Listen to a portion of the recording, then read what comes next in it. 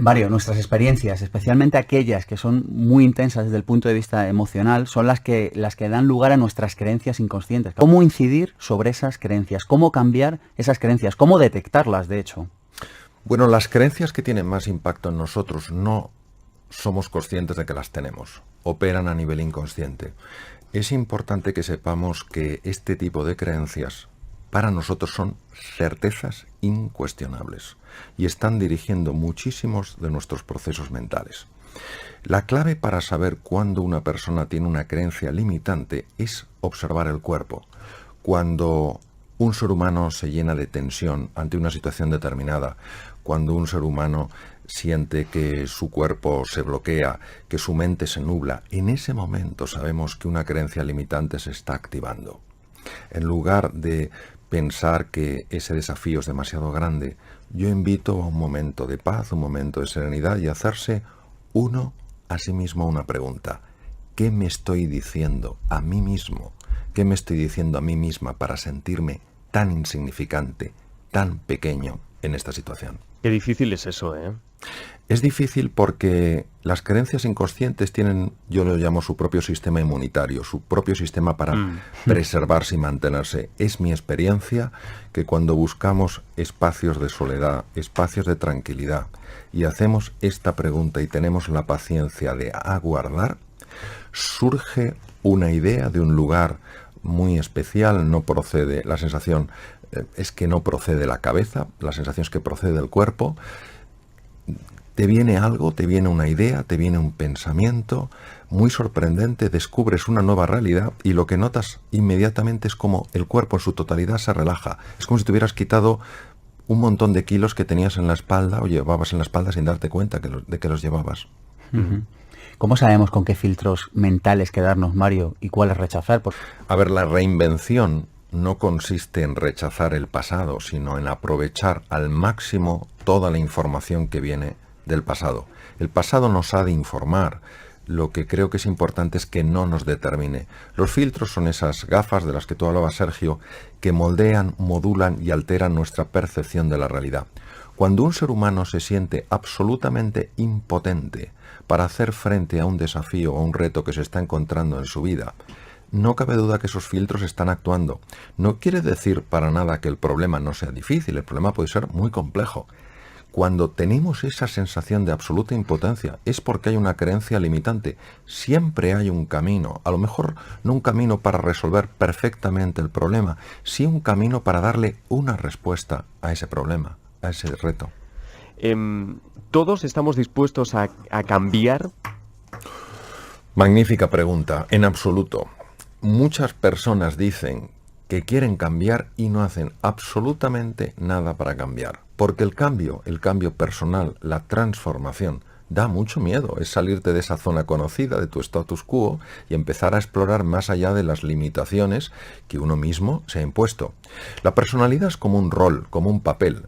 Si una persona en una empresa, pongamos por ejemplo, considera que todo lo que es ella queda definida en el papel, jamás se saldrá de su papel. Y no cabe duda de que podría hacer cosas más allá de su papel. Igual ocurre con la personalidad. Cuando nosotros decimos yo soy aquí, nos estamos limitando a una descripción que hemos hecho de nosotros mismos que nos impide absolutamente explorar nuevas posibilidades y nuevas oportunidades para nuestra vida. Es la rigidez con la que nos definimos nosotros mismos la que en el fondo nos está limitando. Es como si de alguna manera nos hiciéramos adictos a la imagen que tenemos de nosotros mismos y pensáramos que si ella desaparece, desaparecemos nosotros. En el fondo es un problema de temer que vamos a perder nuestra personalidad. Sí, de hecho esto es así, se llama angustia óntica. Cuando una persona se ha definido con un papel, quitarte ese papel es quitarte tu sensación de valor. Esto, por ejemplo, pues lamentablemente lo estamos viendo con mucha frecuencia ahora. Una persona que se ha visto durante muchos años pues en un cargo determinado, en un puesto determinado, y por las cosas que están ocurriendo se ve sin puesto de trabajo, lo que ha perdido es un cargo, no se ha perdido a sí mismo. Esa persona sigue teniendo un extraordinario valor, sigue teniendo unos enormes recursos, una tremenda potencialidad. Ahora, si esa persona se define en base A ese papel pensará que ya no es nadie. Lo mismo pasa en las transformaciones de la identidad, de la personalidad. Empezamos a tener sensación profunda de vértigo y creemos que si expandimos los límites de nuestra personalidad ya no nos reconoceremos a nosotros mismos. Y en el fondo lo que haremos será desplegar y permitir que florezca la verdadera naturaleza, la verdadera realidad que somos. Doctor, yo no sé si, sin ser demagogos, no sé si la crisis está ayudando a remover esas personalidades. Bueno, la crisis, en el fondo, es una llamada a hacer un cambio fundamental en la forma de pensar, en la forma de vivir y en la forma en la que la sociedad contempla las cosas. Lo que ocurre es que dependiendo de la forma en la que nosotros valoramos esa crisis, vamos a obtener un resultado u otro. Por ejemplo, si una persona ante una situación de crisis, una situación de dificultad, una situación de inflexión en su vida, lo valora como una oportunidad para hacer un cambio fundamental en su forma de comportarse, en su forma de moverse, en lo que sea, en ese momento esa crisis le va a ayudar a explorar un campo nuevo. Si una persona ante una crisis empieza a valorarlo como una desgracia, como un espanto, como algo terrible, la propia emocionalidad que surge de ese diálogo interno le va a impedir encontrar posibilidades aunque las tenga delante de las narices. Es la valoración del evento lo que genera la experiencia en la persona. Hablas de la valoración del evento, Mario, pero ¿y qué pasa con el vocabulario que empleamos? Yo siempre he pensado que hay palabras de alta vibración energética y palabras de baja vibración energética. ¿Se puede cambiar la vida de una persona? ¿Se puede reinventar una persona ante la crisis o ante sí mismo solo por cambiar la manera de hablar? Hay ya muchos estudios científicos muy sólidos que demuestran que cuando utilizamos palabras de tipo negativo y de forma continua, se cambia por completo la constelación hormonal, es decir, cambian las hormonas que hay en la sangre. Las palabras abren cajones emocionales y cajones experienciales en las personas.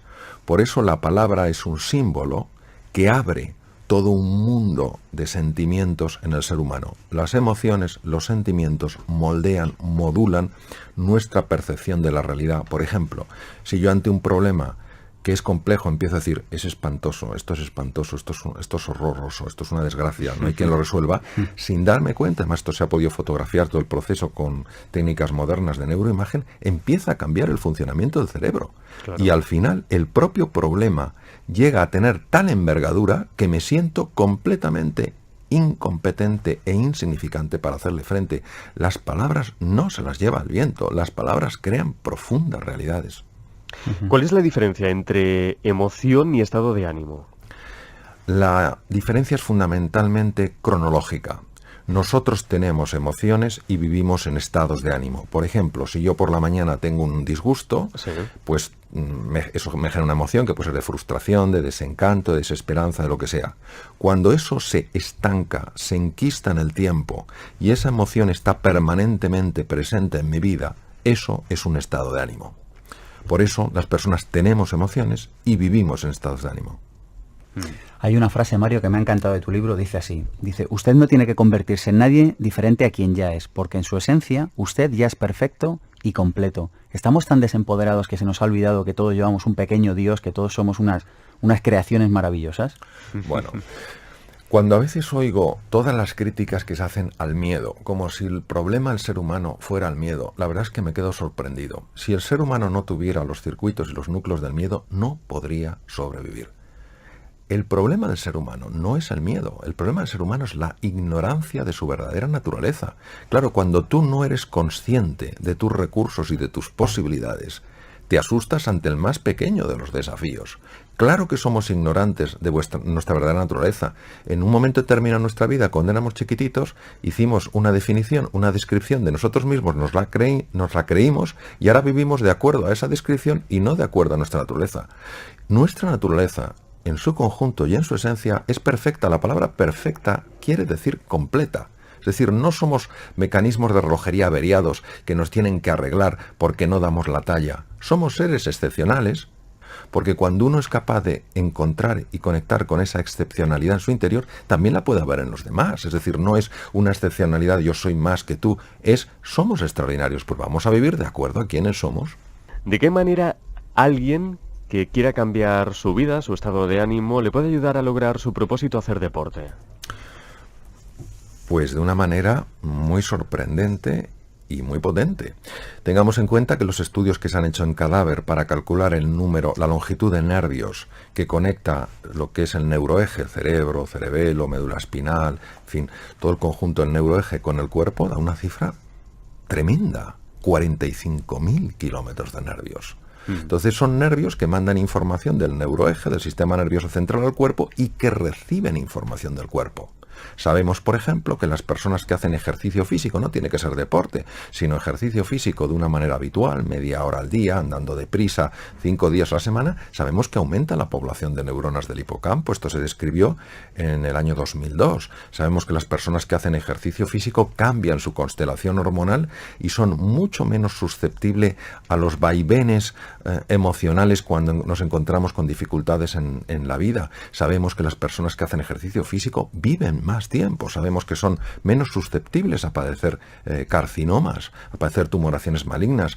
Necesitamos retomar este papel trascendental que juega el cuerpo en todo lo que es la vida completa de un ser humano. Yo te pregunto, ¿cuál es la diferencia entre aceptar lo que sucede y estar resignado? A mí me llevó 2 años entender esta palabra.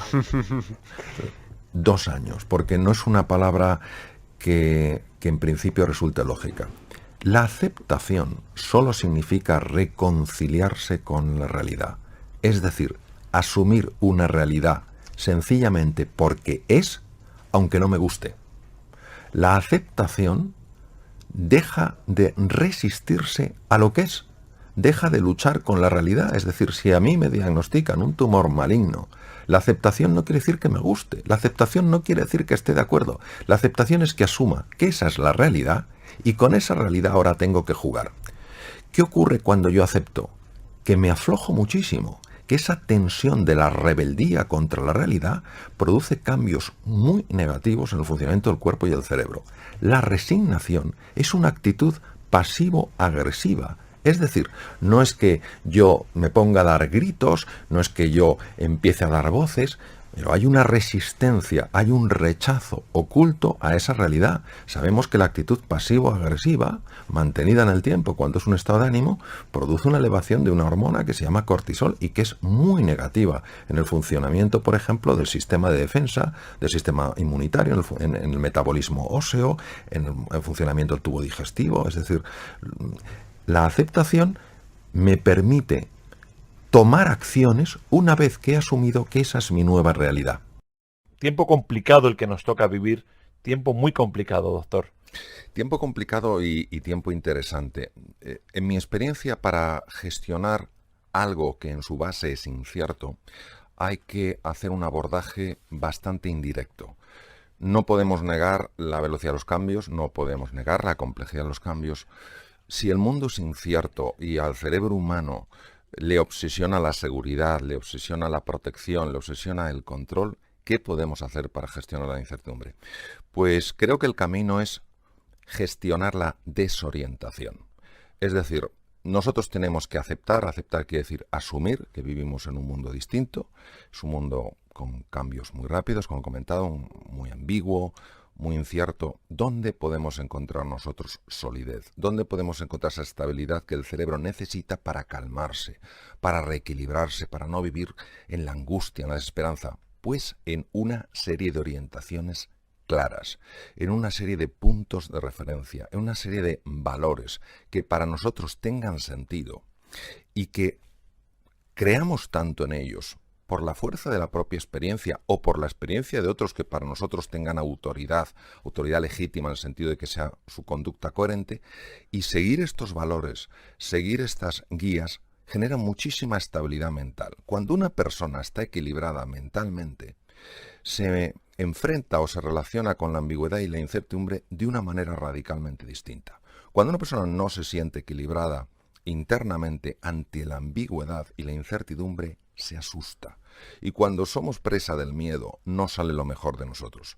Cuando una persona está equilibrada y se enfrenta ante la ambigüedad y ante la incertidumbre, no quiere decir que no note cosas que le pueden inquietar, lo que no vive es asustada. Esa persona entonces empieza a buscar qué puede haber de valioso en ese entorno diferente.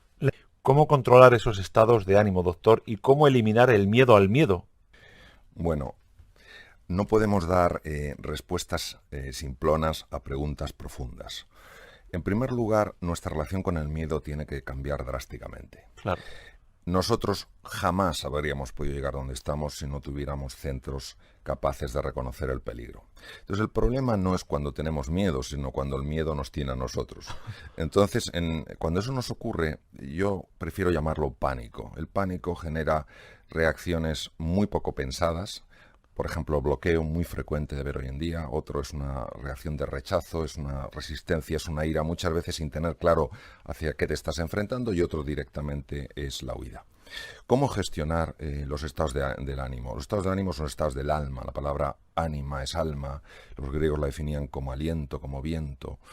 Pues es algo que requiere honestamente mucho trabajo. Mucho trabajo. La gestión de los estados de ánimo no es una cosa en general que se aprenda en poco tiempo.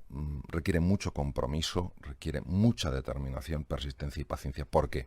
Porque muchas de nuestras conductas son puras reacciones automáticas. Nosotros no somos conscientes hasta qué punto los automatismos operan en nuestra vida. ¿De qué manera, cuál es el camino, al menos en mi experiencia, para gestionar los estados de ánimo? Son 4 fases. La primera es conocerse. Tenemos que conocernos un poco. ¿Conocernos para qué? Conocernos para comprendernos. Muchas de nuestras reacciones automáticas que generan rechazo en nosotros mismos, hacia nosotros mismos, si nosotros comprendiéramos de dónde vienen, no generarían ese rechazo hacia nosotros mismos, aunque sí ese rechazo hacia nuestra conducta. Es distinto rechazar tu conducta a rechazarte a ti mismo. Si tú te conoces y te comprendes, entonces te puedes aceptar. ¿Qué es aceptar? Aceptar es asumir humildemente que ese es tu punto de partida. Es decir, por ejemplo, yo cojo y digo, empiezo a conocerme, me comprendo y digo, bueno, tengo estas reacciones airadas, pues porque, francamente, cuando yo no me siento valorado, cuando yo me siento ninguneado, se produce en mí esto. Yo lo comprendo, acepto que este es mi punto de partida, me gustaría que fuera otro, no sé por qué tengo estas reacciones automáticas, otras personas lo tendrán por otros motivos, y una vez que me he aceptado, que me he asumido, que dejo de rechazarme, que me quiero un poco más, entonces empieza el camino de superarme. ¿Cómo me voy a superar si no me conozco? ¿Cómo me voy a superar si no me comprendo? ¿Cómo me voy a superar si estoy constantemente en lucha conmigo mismo? Estamos en una auténtica travesía del desierto y hay que tener el corazón muy insensibilizado para no darse cuenta de hasta qué punto hay personas que lo están pasando francamente mal. Y lo pase uno no tan mal, mejor o muy bien, no puede ser insensible al sufrimiento de muchas personas que han hecho todo lo que han podido por salir adelante y no están saliendo adelante. No por su falta de méritos o de capacidad, sino porque vivimos en un entorno en gran parte muy dañino, más que dañino, muy complejo, donde hemos perdido muchas referencias que son esenciales para encontrar nuestra felicidad. Sobre lo que comentas, Manolo, ¿cómo voy a estar yo en desacuerdo? El propio Gandhi decía, en su mundo de la India, una India muy compleja, una India con enorme grado de pobreza, decía, a un pobre no le hables nada más que de pan, no le hables de cohetes, no le hables de cosas raras. Pues lo mismo, es decir, a una persona que está pasando una situación muy compleja, que ve que no puede pagar su hipoteca, que ve que tiene dificultades con el colegio de los niños porque no puede pagarlos, etcétera, etcétera, si le hablas de planos elevados, tienes que hablarle, pero conociendo su realidad, entendiendo su realidad. Y el propio Maslow, que es en realidad en los años 30 el que generó todo el estudio de las necesidades humanas y a partir de ahí el resto de los científicos, pues de alguna manera lo que han hecho es seguir sus guías. Él decía que las necesidades fisiológicas son las básicas. Para hablar de la trascendencia, pues tienes que cubrir esas necesidades. Ahora bien, dicho esto, añadiré lo siguiente. Hay personas que pasándolo muy mal no caen en la desesperanza.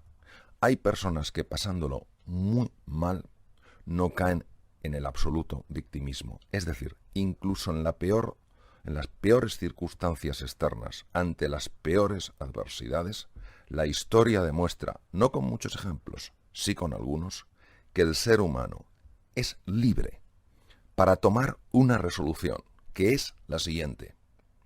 Yo no puedo cambiar en este momento lo que me está ocurriendo. Yo sí puedo cambiar, aunque sea parcialmente, cómo estoy respondiendo frente a lo que me ocurre. No hay recetas mágicas, ¿verdad? Eso, o sí hay recetas mágicas. Es muy buena la pregunta porque realmente el ser humano busca la receta mágica y todavía no la ha encontrado. A ver, yo no creo en las recetas mágicas, sí creo en las guías, sí creo en las referencias, sí creo en los principios y sí creo en los valores.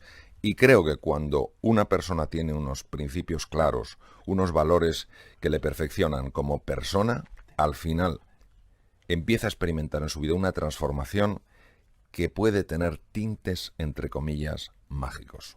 ¿Cómo no caer en la desesperación cuando a veces es casi imposible no caer en ella, doctor?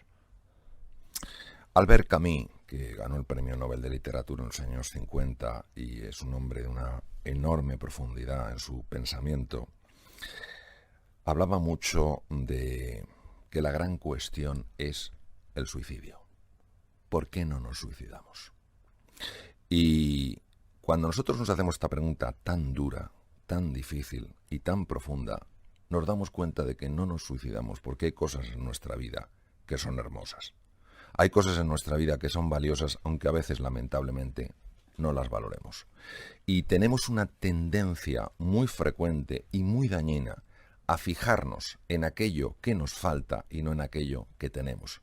A fijarnos en aquello que no hemos alcanzado y en todo eso que sí hemos logrado, que en lugar de eso que sí hemos logrado.